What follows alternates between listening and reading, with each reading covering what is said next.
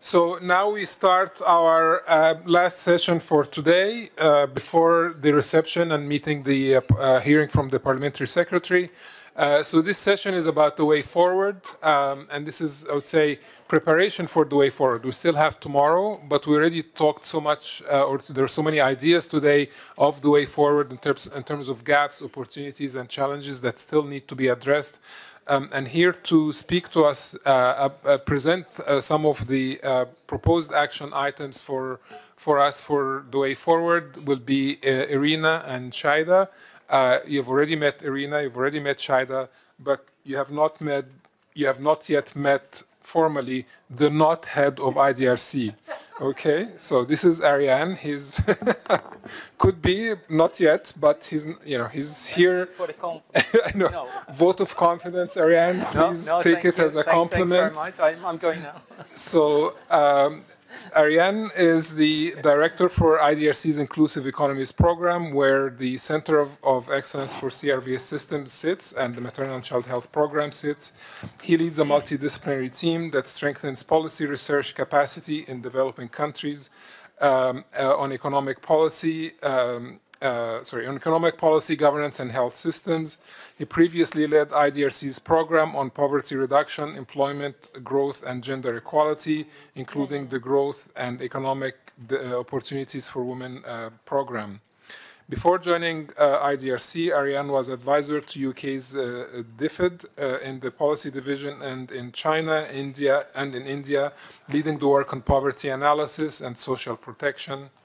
He also taught at the Institute of Social Studies in Netherlands, Guelph University in Canada, and University of Sussex in the United Kingdom. So please welcome Arjan to as a new addition to this session. So the way the session is going to work is Shaida and Irina are going to present some slides on proposed ideas for the way forward, key messages for that on the way forward, followed by take-home messages from Arjan and strengthening our resolve on the way forward as well. And then we will tell you how it will go with the Parliamentary Secretary's arrival. Okay? Thank you. Shaida and Irina? You want to go? Yeah, go ahead. You go ahead first. It is late in the afternoon, so yes, I'm not the head of IDRC. I mainly wanted Montasser to emphasize that because I don't want the head of IDRC to hear that. That might be the end of my career, you see, if there was somehow that rumor. No. I felt it was a compliment, but it should not go outside this room. This was the. Thank you so much for the opportunity to join. It is just wonderful to work for IDRC in whatever position, because it is such a great opportunity to learn about so many different fields, as I said, and as I'm sure you recognize from my comments. I'm not an expert on CRVS, and I want to come back to that, how CRVS relates to other fields, because I think it's very important for the advocacy. Montasser asked me, what are your take-home messages? And I think that was a terrible question to ask, because I go home and I tell my wife, who doesn't have a birth certificate, that birth certificates are really, really important. She goes like, yeah, I knew that, right? Why are you coming home at 8 o'clock in the evening, and you're still suggesting you promote gender equality? So my take-home messages are not particularly interesting, I have to say, but I still did learn a lot, and I think that small personal experience is actually very important, because it does show how much the topic matters wherever we are. And we've not spoken, for example, about Canada. This is the experience of immigrants. And Canada has a pretty good record in including immigrants, with whatever background, right? The system is inclusive enough to manage this, what becomes a technical problem if you have a relatively inclusive society. I'm not sure this is the case for all indigenous people in Canada, for example. There is research that shows that you have the same problem, probably relatively small in terms of numbers of indigenous communities that in the north of Canada that also lack many aspects of civil registration, and of course issues of identity are incredibly complex as well. So they're in small numbers. It is also an issue that is very important in our midst, and I think there's lots of important lessons to learn from that. And then the other side of that, of course, and this is no news to any of you, but you take the wonderful presentation of Louis, for example, that shows the incredible gaps in registration that you have in rural communities in Western Africa, in Burkina, but it'd probably be very similar in also. So the extent of the issue that you work on is of course absolutely clear, and that in each case that it needs different solutions is absolutely clear. The two things that I think about, and they partly almost like academic, but I think they're also very practical, is first around the question of the technical problems. And as I already mentioned in my question, like when the moment somebody says it is about political will, I feel I have to raise that issue, because for me it is much more than political will. When you talk about civil registration, first of all, to say, if you take, you know, the enormous gaps that you have, for again in Louis' presentation, for example, it's like I look at it, it's like sure, but in those contexts, the gaps are probably equally large in all development areas, right? So CRVS is a part of the problem, but in those contexts, there are many other problems that are probably equally large, right? If you overlap the gaps in services and so on, and with the gaps in civil registration, you probably get a very close mapping of the two. So it is much more than a technical issue. It's much more than political will. It is about the relationship between the states and citizens, right? It is. You know, when I think about the stories my dad told about, or let me take the example of somebody mentioned this morning, the lack of concern of Scandinavian citizens with data privacy, for example. Well, my guess is that's probably mostly because Scandinavian citizens actually trust the state, and the state has earned that trust. It is not a technical issue. It is about a close relationship between the state and the citizen. So it's about nation building. So it is very important, but it's also much more than political will, and it is also like I said, it's about nation building. And I think it's very important. You're both going to be talking about kind of how you're going to take this forward, and where you're going to raise and build the advocacy for strengthening CRVS with a broader international community. And I'm going to support that. I'm going to be the cheerleader when that happens. But I'm also going to ask the question of like, but how do you relate to the other agencies working on different aspects of the SDG? What is the connection of CRVS to people working on women's economic empowerment, or the people working on health system, or people working on water, or whatever, right? And that is no longer an academic issue, but that becomes an advocacy issue, because I think it's very important. You will strengthen the case if you, which you do, but needs to be brought out very strongly there to explain the relevance of CRVS in its own right, for its own sake, but also for achieving everything else, right? So making that business case for that, for building the systems for a broad set of development goals, as you do, I think is incredibly important. But I think that as such, we are making the case a lot around, you know, how CRVS it is actually critical and central to the SDG agenda. Because if you think in terms of denominator, if you do not know your denominator, you don't know your population numbers, whom are you not going to leave behind, you know? So I think it's all conversation, all this population data, we are having it still from estimates, from surveys, from whatever. And then by the time your survey is finished, I think that your data is no longer relevant, or it has less relevance, I think, to the conversation because of the time lapse. So, you know, in terms of population, I would say. And then, of course, I mean, if we are thinking in terms of CRVS indicators and targets and how much they contribute to the monitoring of the SDGs agenda, we are talking about 67 indicators related to CRVS, which, you know, which is the best source of information actually for these goals and targets. Yet you have half of the countries in the world who have unreliable systems, you know, and data like, yes, we are 73% birth registration, yet that's an average. And again, an inequality, right? It masks so many inequalities.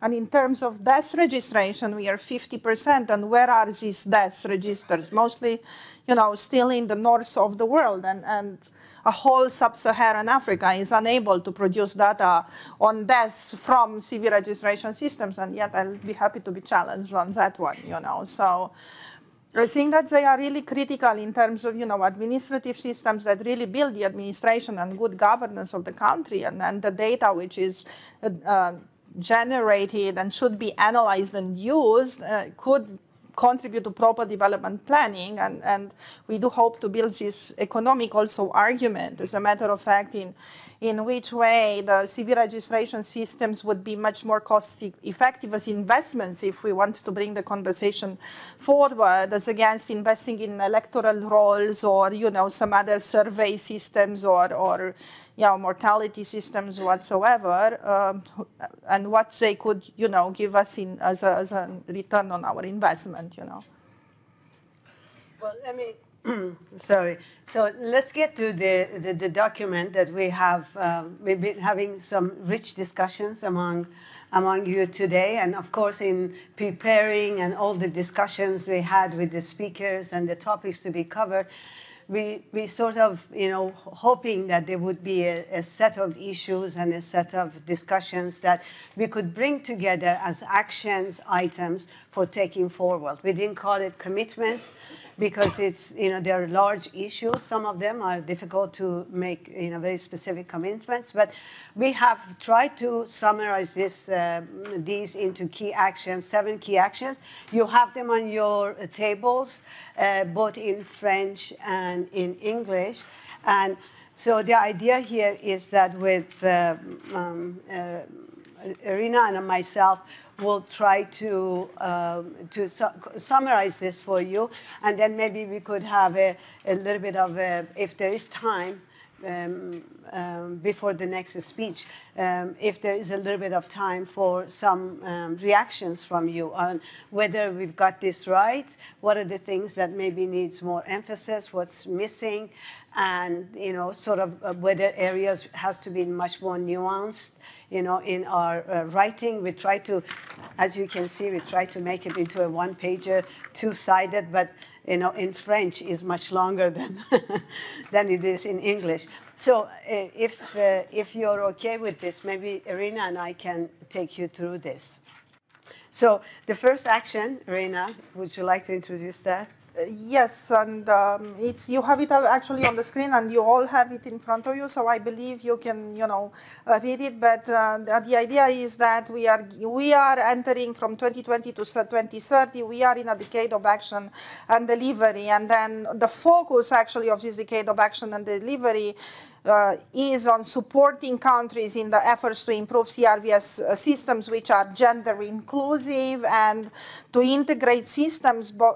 And this also it resonates a little bit with what Arjan was saying earlier, with integrating them with IDEA initiative and other data systems, for example, and work to achieve a world where everybody is protected, I would say, and then counted through the life course. So from birth registration to death registration, going through marriage, divorce, and other vital events whose registration is stipulated into the national legislation. And we have a little bit of a background here. We talked a lot this morning about the number of unregistered births. UNICEF estimates of 166 million, 1 in 4 children. But perhaps we might like to add into this conversation something related to death registration and the efforts that the international community should make around it. So 50% of the deaths are currently registered. If I go into the ownership of the certificate, this is, we do not know, I have to say. But if I go into the causes of death, Many countries do not do much around causes of death, and you know, we are going to find out a little bit more tomorrow about you know, also the quality of these causes of death as we are capturing as a community. Moving right along. Moving right along, it's about vital statistics production and. Do you want me to? At any point in time, if people want to comment on it, and maybe just move to the mic, and or do it at the end, whichever you prefer. Let's do it at the end. Shall we do it at the end, maybe, Yes. so that you know? As long as people. Make Everybody notes has and, it. Yes. Make comments on it. The other, you know, recommendations and actions refers to vital statistics production and use. We often see, as a matter of fact, of non-coordination and disjunction between these two systems, the civil registration and VIA systems, which often do not communicate with each other. So vital statistics production becomes challenging and becomes, you know, more than a challenge, actually often impossible. So taking stock from what Benoit was saying this morning, I think it's important to build a culture of vital statistics production and use, and work with the countries even into the conditions where coverage and completeness are not at 80% for death registration and 90% for death registration, which are the recommended indicators, but rather to, you know, build gradually, even if the country has like 10% registration, and, you know, help the governments and the stakeholders to actually, you know, create this momentum around vital statistics production and use. And I think that it would be very, very important to go by disaggregation at the lowest level, whether it's by sex, by geography, by age, whatever. I'm speaking to the demographers in the room, so. Third action. Peut-être que the next recommendation touches the integration of systems that deal with identity management, civil issues, and I took the French, and I think you're going to wake up a bit. It's 5 o'clock in the evening. If you put on the headphones, maybe you'll have a little bit of a change. I think one of the things that we should be focused on in the next decade is the problem of conflicts and emergencies and the fragility. You have several million people who are moving around the world, 65 million refugees, but also different types of immigrants that weren't necessarily represented here today, but who deserve to have us talk about them as a community of practice.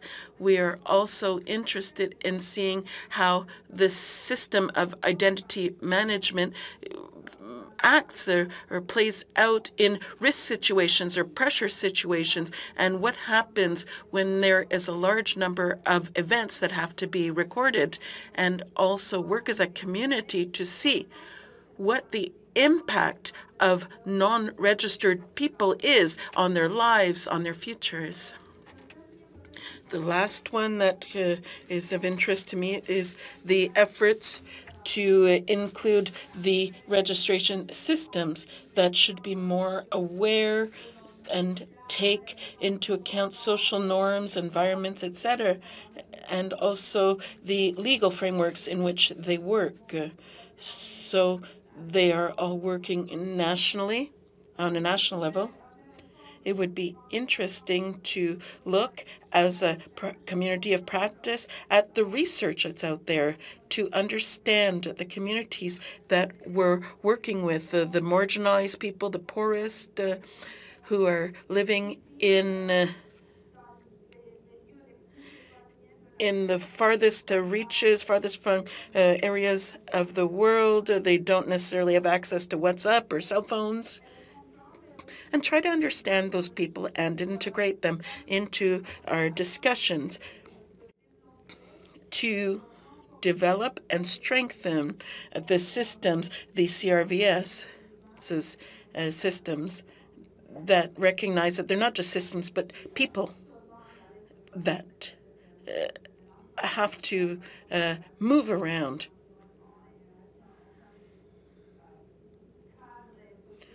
And there is no framework to surround these people in what they're experiencing. And this morning we talked about the call for increase or more and better financing for CRVS system. So this action actually calls for adequate financing should be mobilized at the international and at the national level to improve the CRVS system and sustain the improvements already made. And the call here is basically funding for systems, for CRVS system through a gender lens that should be accounted for, and building the statistical systems, national statistical systems through the NSDS, and also calling for international financing that should be supporting and complementing the domestic financing. So primarily, we're really calling for more domestic financing, but supplemented by international financing, and exploring new innovative instruments to ensure that CRVS systems are fully funded and leave no one behind. So this would be a very key action I hope we can pursue and take on after tomorrow. The next action is coming from, again, many comments that we've heard today and recently we've been hearing is really we want to put the data and value of data to work and have data have an impact and be really more policy, be used for policy making aimed at improving the lives of people. So this action basically called for data derived from CRVS systems to be much more used and made available. And, and of course, here again, we're calling for effective statistical system that make this data accessible and available, and also work towards strengthening not only the data production side, but data literacy and sort of aiding and helping the users to become much more data users, smarter data users for making a difference inside and outside the government. The final action, which is packed a lot and is also motivated by our youth advocate speaker from this morning, is that we really, and the diversity of all the stakeholders that we need to bring together, including youth, that should come together to collaborate to fill the knowledge gap that we have through research, monitoring of progress, and sharing of know-how, and advocacy to raise the profile of the gender dimensions of the CRVS and legal identification. Today, I've been amazed by hearing a lot of really good, solid, convincing information of why this, what we're talking about is so important. But I've also heard of whispers of some people saying, well, I didn't know that, or that information is not really shared. So there is a lot that we can do on the advocacy side to bring out the work of the different stakeholders. So these are the 7 actions, and of course the hope that we have, as you see in our final note on the way forward, is to build, use this as outcomes from this conference. We will keep it alive, and we keep it sort of more open for your comments and suggestions, both maybe today, but of course, tonight and throughout tomorrow, so that we can make this outcome document of actions from this conference, and hopefully with your connections to all the upcoming fora and upcoming networks and organizations that you work for, you try to make those connections. As you said, Arjan, it's very important that this agenda would be connected to many other agendas. So I stop here and hand it over to you for maybe inviting. Please move to the mic, and I have a question, if I may. No, please go ahead if you want to come to the mic. And the question is very simple. Are we paying enough attention here to the double-edged sword of data? It mentions somewhere rights-based, but we've heard a lot today, I think, about the risks of data, and that's my personal view. I feel that this should be made more explicit. That remains a little implicit in this. That's exactly the point I was going to make. Then I shouldn't have spoken. Go ahead, please. No, I think we need to focus. So this is ConVERGE, right? And the focus really here is on gender equality, I think. And I don't think that we can feasibly talk about gender equality without talking about human rights in one way or another. And I accept perhaps the term human rights in and of itself might not be the best term, unfortunately, as we enter the year 2021. I would have hoped it would have been fine. But it's perhaps not the best term internationally to use. But certainly I think we need to be clear about the need to be rights-based. You say it's mentioned here. With a quick scan, I can't see it anywhere. It's mentioned rights-based somewhere. I think under the fourth principle, certainly, the fourth area, Under certainly. the third one, Yeah. Under the third one, is it mentioned? So CRVS and ID systems. right-based resilience. I see, but that's in relation to just the most vulnerable. And I'm not sure that, I mean, that captures some of it, but it doesn't necessarily capture all of it. I think alongside here, under the fourth area where you're talking about the political, cultural, and legal environments, I think that all still needs to be rights-based. And on your second point about data in particular and the issues of rights around data, we've heard some of that come up today, and I imagine tomorrow it's going to come up more, certainly in the session I'm on in the afternoon. But I think, you know, terms around integrating systems with ongoing ID initiatives and things like that, so CRVS and ID integration, again, I would strongly urge consideration of a qualification there, that be done in a rights-based and inclusive manner. And we can talk a bit more about what that means tomorrow and in the coming days. But those are my comments. Thank you. Please go ahead. There are two microphones. You will both go. I don't know who was first. I am sorry. Thank you. Gemma van Houten, the Director of the Statistics Division, UNESCAP Asia and the Pacific. We've been talking, a very good first draft. Thank you very much. It's been a fantastic day. I'll also be speaking tomorrow with Tom in the afternoon, so we have the benefit of listening to everybody beforehand. One of the areas that we've been talking a bit about at our table is a sort of a step that I haven't quite seen in here yet, which is there's still a lot of attention on producing data on vital statistics, not from civil registration data. And so to me, there's a little bit of a precursor or an assumption in here that we're making, you know, data from CRVS should be used for political evidence making. I'm still seeing quite a lot of political evidence making based on non-civil registration data sources.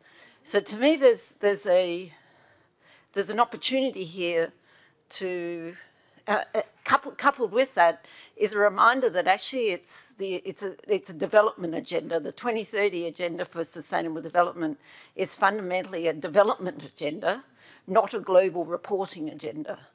And so I think if we can somehow advocate somehow in here that vital statistics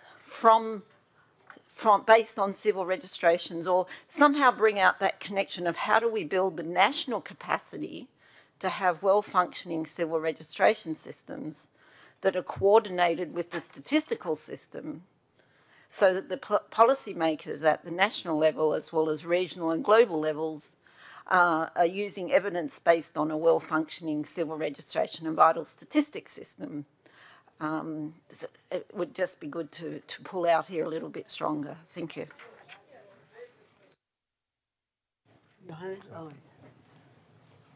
Yeah, I realized, my name is Mia Harbitz. I'm a consultant to IDRC on identity management issues. And I realized that I'm in a room with a lot of statisticians. I'm sorry. Yeah, I realized that I'm in a room full of statisticians. The human rights perspective is really important. And I think you are, throughout the document, conflating civil registration, the right to identity, legal identity, with the need for better statistics. And I also find it, you know, the need for statistics does not always go well along with protecting personal data, and we've spoken a lot, or the situation for IDPs and refugees have been discussed. So, you know, who has the right to collect this information and protect their identity? Another, the privacy issue needs to come in stronger here. And then whose knowledge gaps? I was very happy this morning to hear the word governance used several times. And this is really a governance issue as much as it is a human rights issue. So whose gaps are we trying to close with this? Researchers, or the countries' needs for better decision-making tools, for better policies around economic development, social development, poverty reduction. The one thing, one of the words that I really do not like here is integrating systems. As an engineer, I don't like integrating systems that has to do with personal information, biographic, biometric. And also, what is this thing with ID initiative? Civil identification initiatives, electronic identities, digital identities. You know, you have to be very specific on language not to blend these things. And also going back to the information that you want to have disaggregated. Again, for identification purposes, it's a principle of collecting the minimum necessary data for a person to be able to prove who he or she is, to be able to access benefits and services. So there is also this dichotomy, what the statisticians need, and, you know, protecting identities or people's personal data. So that's it. Yeah, Johannes from Paris 21. No, I will start slightly differently. I mean, I have to say I'm completely amazed. I go to a lot of conferences, as many of you probably, in their professional life, and I have not very often seen that we have a 2 days conference, and even after the first day, we have a list of 7 very detailed commitments and action items that have been formulated for our discussion. And I find this very, very productive and useful, because my understanding is this is a working document, you get feedback, and for tomorrow evening when we all leave, we hopefully have something very concrete. Usually what happens in most conferences, that after the end of a second day, you have a very long laundry list of more or less generic statements. CRVS is good for this and that. So I have to say, I find it quite inspiring, and I find it quite useful to have something concrete on the table. Now, I can see that comes with the risks that, of course, for everybody, and we have many different experts here, that you don't like this specific wording or not that specific wording, and that's fine. And I will add a little bit to that in a minute. So that was all to say. No, from my perspective, 3 points. One is, for whom is this piece? Is it for the... my sense is I'm working as a development economist, lots with statistics. I feel we are getting very, very into very technical stuff here. So my advice would be, if this is for a broader audience, for a development audience, and for the aid agencies and for the statistical and others, it would be helpful to provide a little bit, and I think you have all the text, a little bit of context first. What's the context? I mean, the CRVS debate is out there for quite some time. I think you did a very good job in the beginning to provide what is new. And you spoke, I mean, we have learned that not technical issues alone will solve the thing. It's the social norms and things. So second, that's context. Context is also the specific challenges in vulnerable people and the refugee crisis, and so on and so forth. I think you have that. What is the specific issue? You could sort of frame this a little bit differently. What is the specific problem? Why are we looking at it? And why?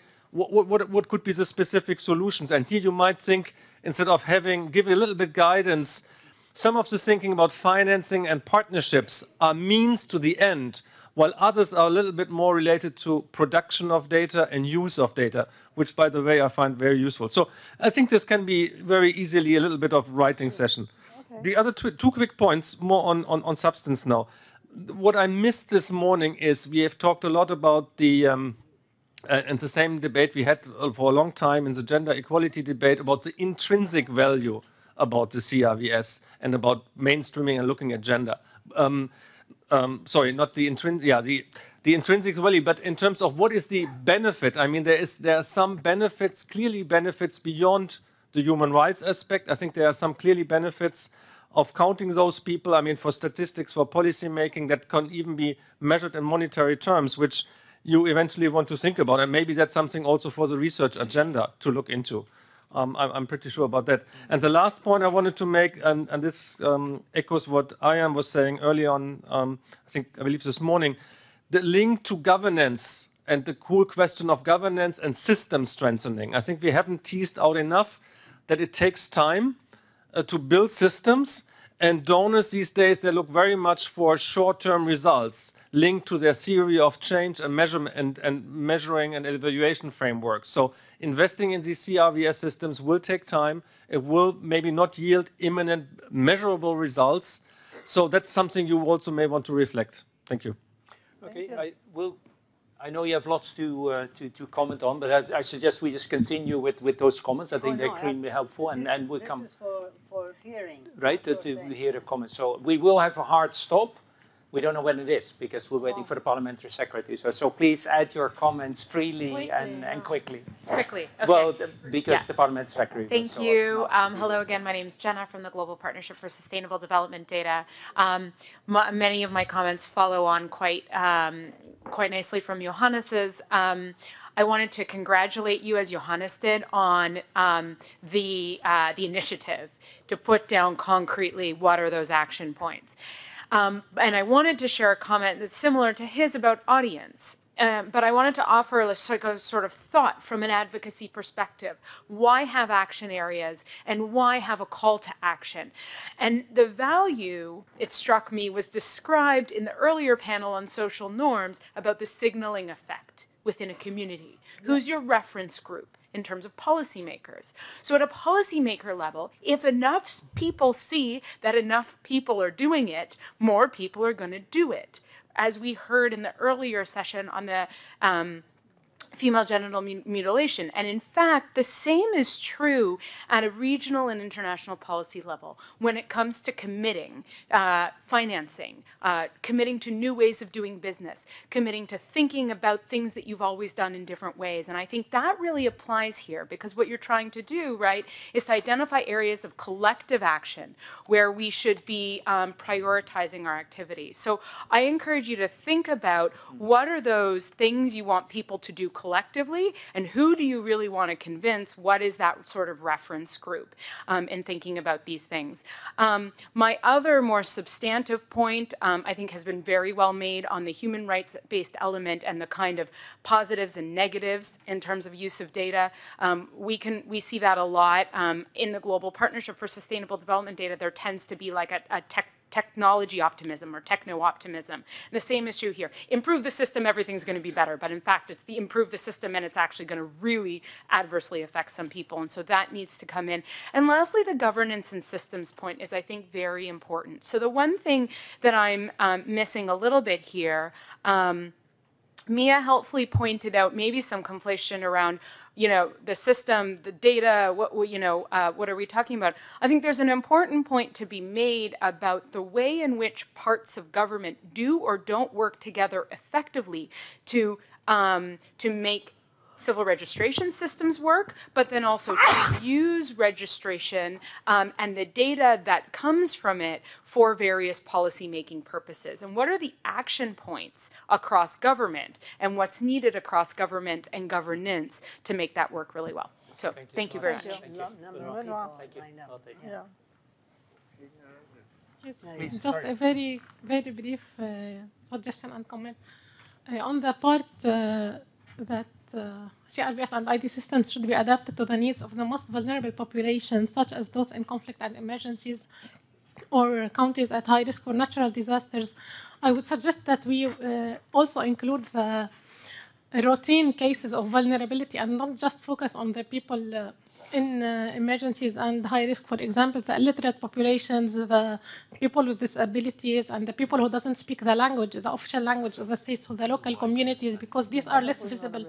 So maybe we should also include. Thank you. Thank you. Good point. Thank you. Thank you. I also concur that this is very good. What I would suggest that we work on as a separate maybe action is on number 5, financing. What? Financing. As it is, it is just a recommendation. Should. It doesn't work. My experience as working for an organization that go around to look for money, I think we need a more solid narrative investment case on how to get that financing. Maybe that is where your argument on is it a political agenda? That's where we need to frame this both as a development and political agenda to get the funding to come to this. Because as UNEP here, we do prepare every year a resource flow for the ICPD. And when you compare programmatic resources versus statistical and research, it is underfunded. So how to change that, how to reverse that, we need a separate group to work on that so that we have an investment case. And I personally wonder whether it should be in this document, right? If I was the head of IDRC, which I'm not, right? I would say, please don't talk about money, right? Talk about the case for, and then the money will follow, right? So to put it in this document may not be the right strategy, and it needs a better case. Please. Good evening. Go ahead. Dan Pavel Dogi from the OSCE Office for Democratic Institutions and Human Rights. Thank you very much for this quick yet very good starting point.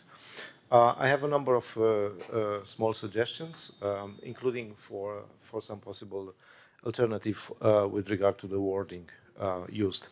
And I will start with point 2, where it speaks about how the data collection should be conducted, and which says about disaggregated by sex, geography, ethnic group, and so on. But I would like to connect to the fact that I've heard so often, and it's also the case of Roma, where we speak of scarcity of data, a gap, a lack of data. So in this logical sequence, the first point for some groups is to actually do data collection, because very often this is not done. And then how the data should be collected and for what purpose obviously comes next. But in some cases and for some groups, the first step should be that they should do. And that connects also with GDPR and data protection and so on. In Europe, I've heard so often the pretext by various governments saying that, oh no, we don't collect data, and especially ethnic data, because it's sensitive, we have to protect, you know. Actually, the European Union has never said that.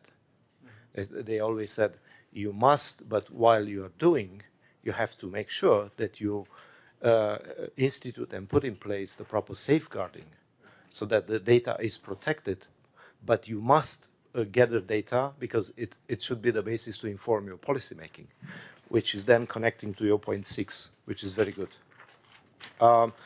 With regard to point 3, where it says the CRVS system should be adapted to the needs of the most vulnerable, such as those in conflict and emergencies or in countries. Definitely, obviously. Although these are situations that are emerging either naturally or because of the wars, conflicts, crises, and so on. I would like to bring here the point on Roma population.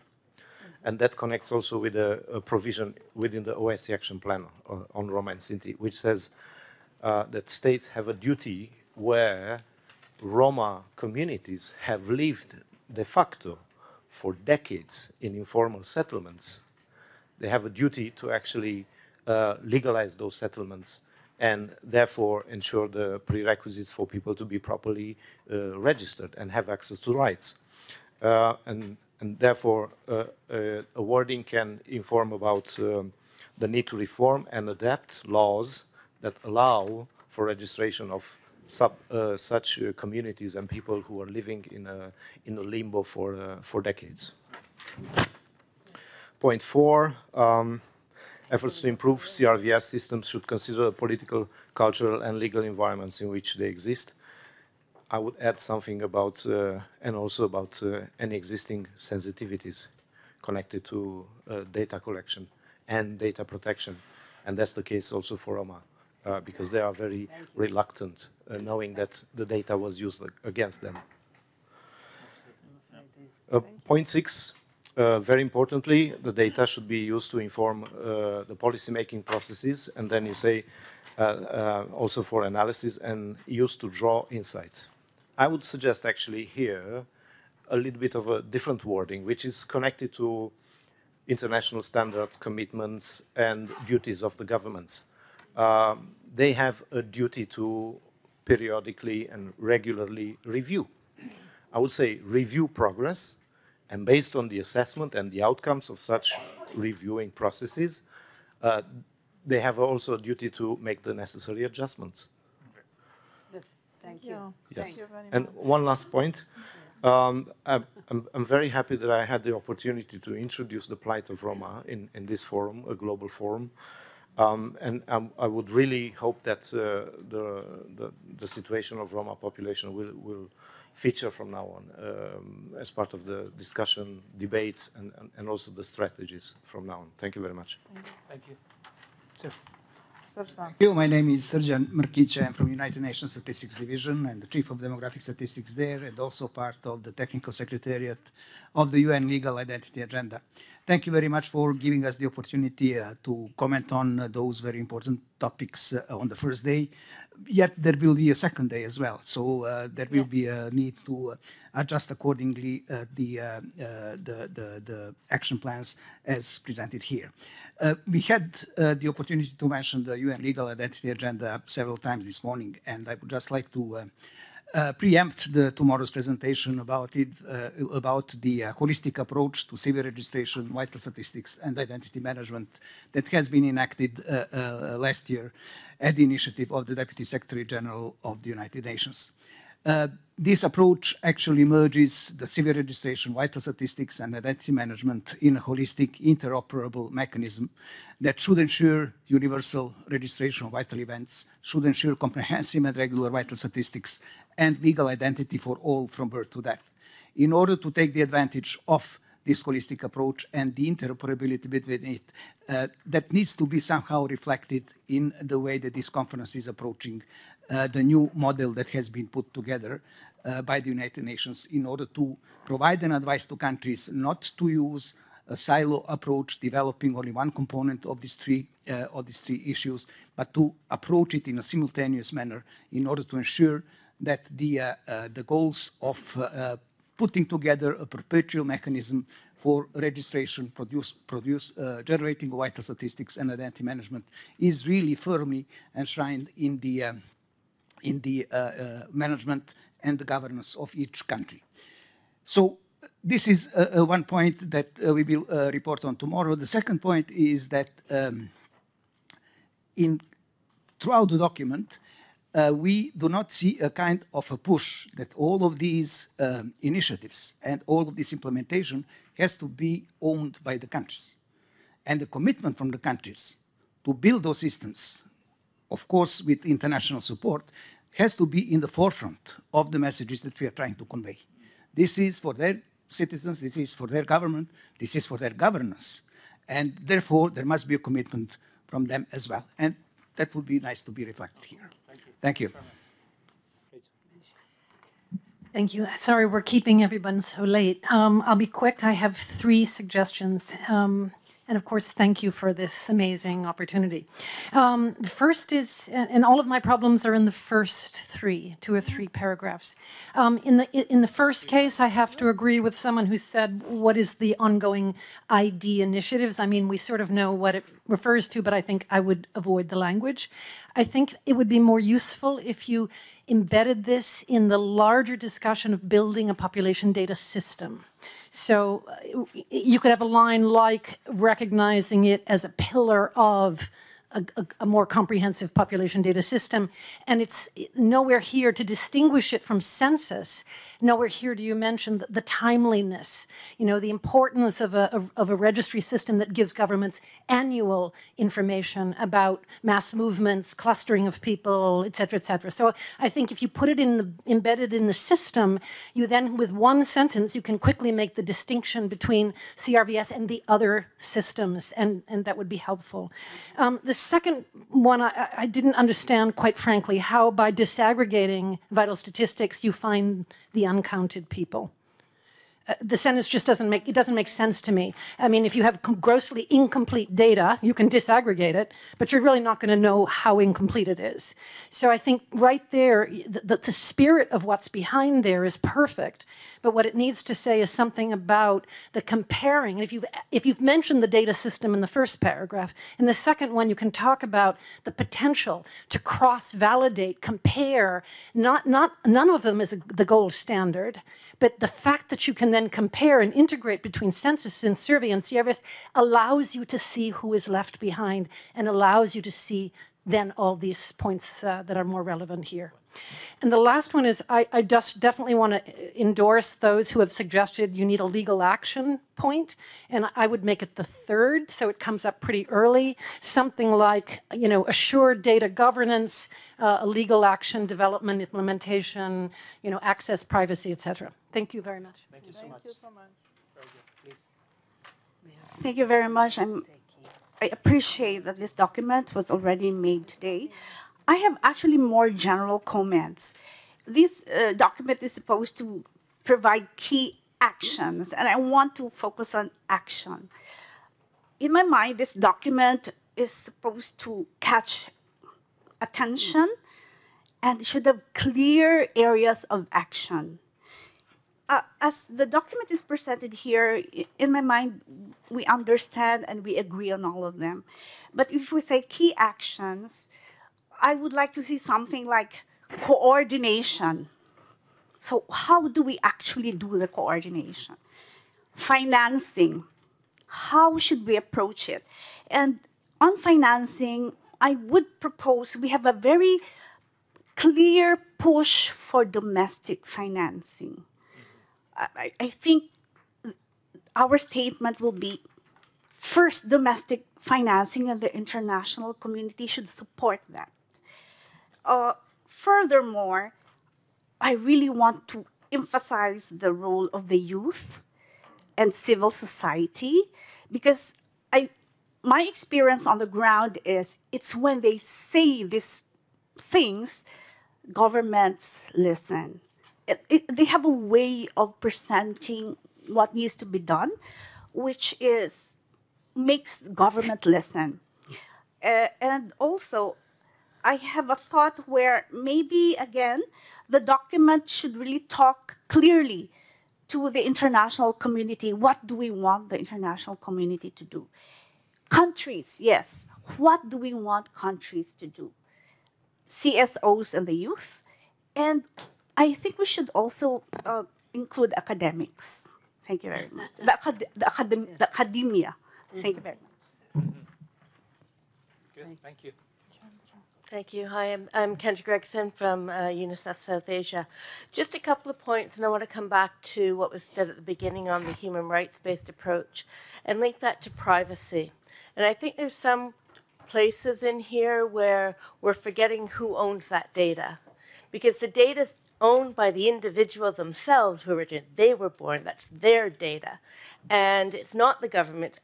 We're putting it into the system, and we need a process for that about what's government data and what's their data and how that's used. And I think there's some times in this document where we're crossing the lines a little bit.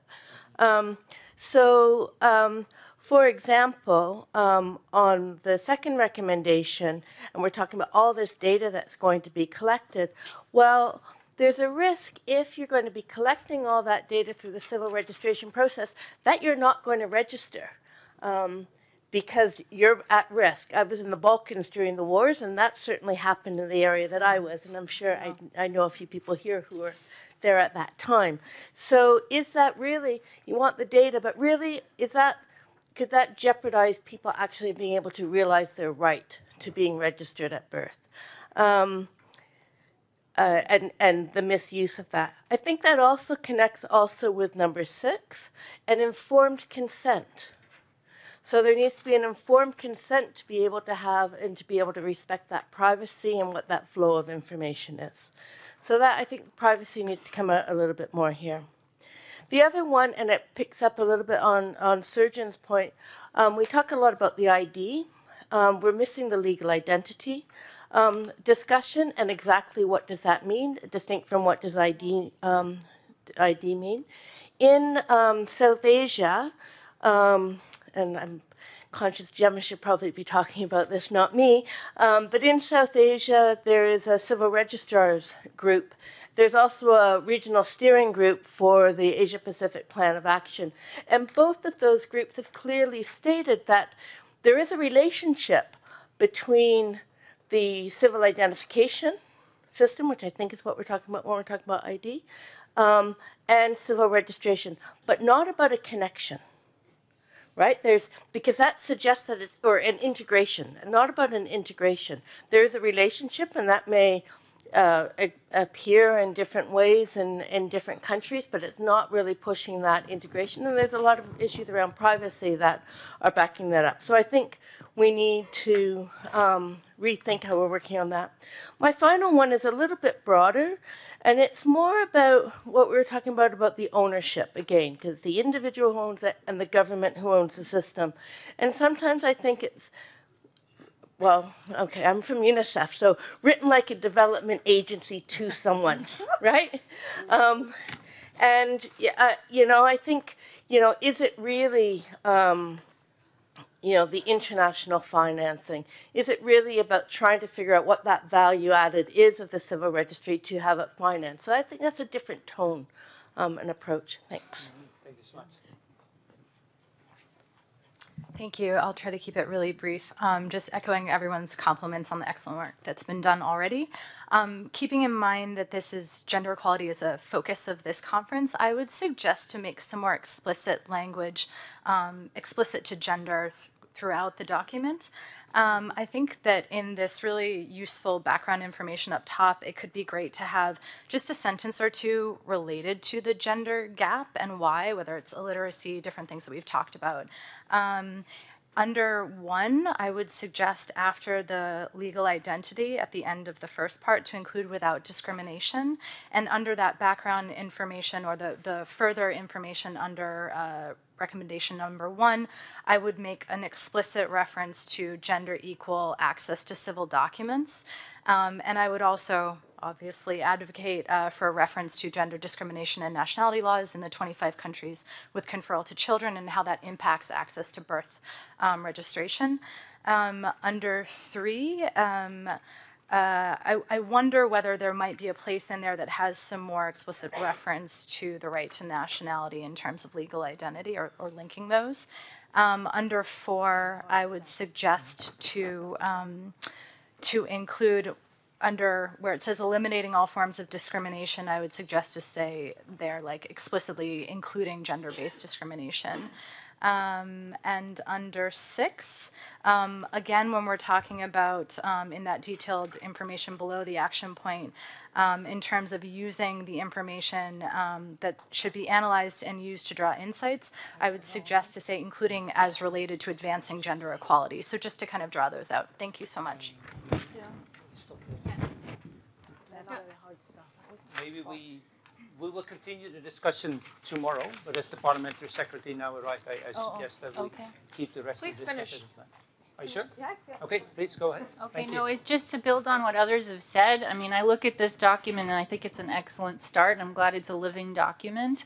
I just want to say, let's be careful not to co-opt the women's rights rhetoric and agenda and gender equality agenda in service of something. So it's, you know, gender equality can help service CRVS, but what is CRVS going to do to promote gender equality? And I think what the previous commenter said about strengthening the language within this document on how we can integrate gender equality more strongly will, you know, help take us there. But it's more of a mindset, right? So what we want to be careful of is, great, we need to revive CRVS and the interest in CRVS and, oh, gender equality, let's use that as a way to kind of entry point. So fully appreciating the intention behind this, which is really that women and girls are being left behind in CRVS, but also what is the CRVS really going to do to make the lived realities of women and girls better, right? And I think that if that we can reflect that a little better in the document, but also in our mindsets, so that we're not instrumentalizing women and girls and the inequality in order to service better data and statistics. Well, thanks everybody. It's been amazing, and I must say that you all helped us to write the outcome document for this this meeting of today and part of tomorrow. So really, we have taken detailed notes, and we use this as a way of sort of trying to draw out what is it that we want to do in terms of taking forward. What I've heard is just amazing contributions of, we do need a set of principles. We need to really clarify that what we are talking about is really building countries and governance, data governance at the country level.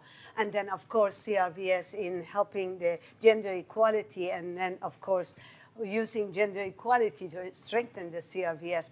All the issues that we've heard on this safeguarding the privacy and the security issues is very, very important that we're going to try to bring back and reflect in this. But I must say that, you know, I'm tremendously impressed. We got much more than I thought, but it's tremendously useful, again, for writing our outcome documents and summarizing it into actions. Thank you again. And we'll come back to it tomorrow.